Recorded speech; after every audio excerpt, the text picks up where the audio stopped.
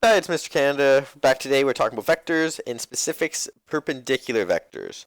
So the first little bit of this is just going to be a little bit of explaining how this comes into process, and then the actual math isn't going to be as advanced. Okay, so two vectors are perpendicular if their dot product is zero. So that is a fancy way. This is what a dot product looking like zero should be. But this, we talk about dot product because what it actually does means we take parts of our each vector, we multiply it by the other part. So here we're taking our ax times by our bx, and then we're adding it to our ay times our by. Okay? If it equals 0, then they're perpendicular. Okay? So they talk about the dot product in higher math that way. However, the way that we're actually going to find it, I'm just going to tell you that we're going to do the negative reciprocal. Okay? So we're going to focus on more just can you identify or find a vector that is perpendicular. Okay? So the dot product will help you test whether it is or not. So consider two vectors A and B. Perpendicular vector will have the reciprocal vector to A and reciprocal vector to B. So, uh, sorry, that is actually not quite right. Well, reciprocal vector to A will be B. Okay. So one of the vectors must be negative. So kind of disregard what it's saying here and just follow along here. So if A is 1 over 1 and 3, right?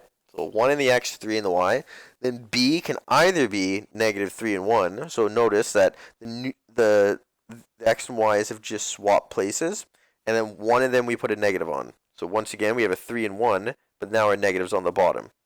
The reason for this is if we take the components ax times by bx and plus ay plus by, we're looking for this to equal 0.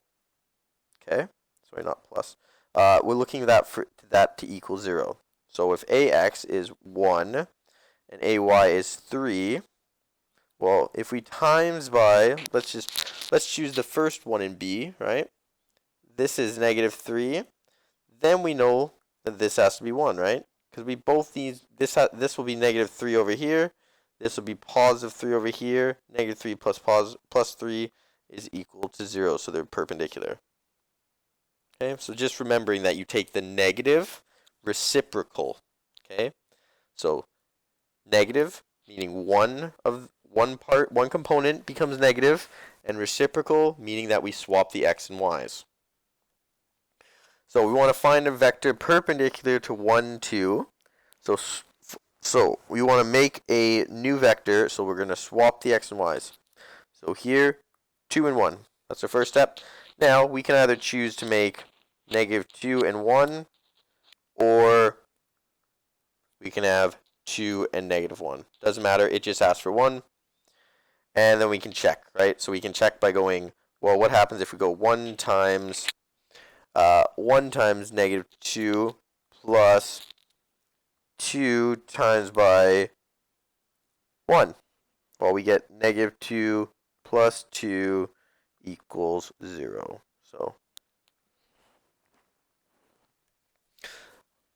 let's find a vector perpendicular to here. Well, let's swap them. So 2, 3. And then we can make them 1 negative. So that's either this perpendicular vector, I'm going to put it as negative 2, 3. Or it could be 2 and negative 3. Okay. Is that right? No. It could only actually be 2, 3, right? Because we already have a negative to begin with. If we did this, then we'd get 6 and 6, so that wouldn't be right. And the second one, we'd get negative 6, negative 6. So that actually doesn't work. So here, we actually have that as our final perpendicular vector. So last one, find a vector perpendicular here. Well, it's actually going to be the exact same, right? Just because we we're going to swap our values. So we swapped our 2 to be up into the top, but we also had to drop our negative sign. Or, conversely, we could have had a vector -2, -3, because we changed one of the signs. Same thing here, we could have changed one of the signs to be -2, -3. And you can check these by multiplying the x by the x, y by the y in our original and one of our perpendicular vectors. If they add together to make 0, then you know you've done it right.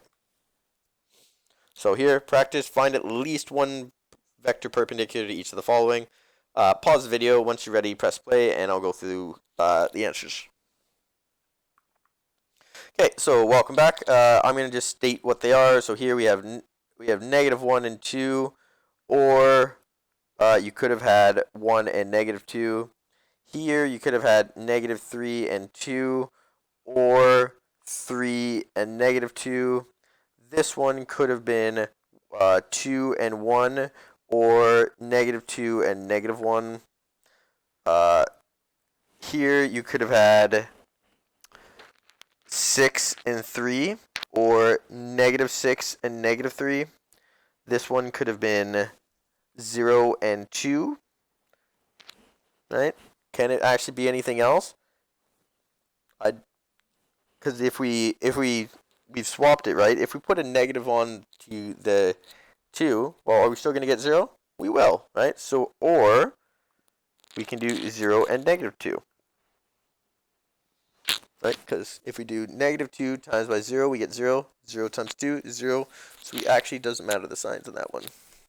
Lastly, this one, we're going to have 4 and 1, or -4 and -1.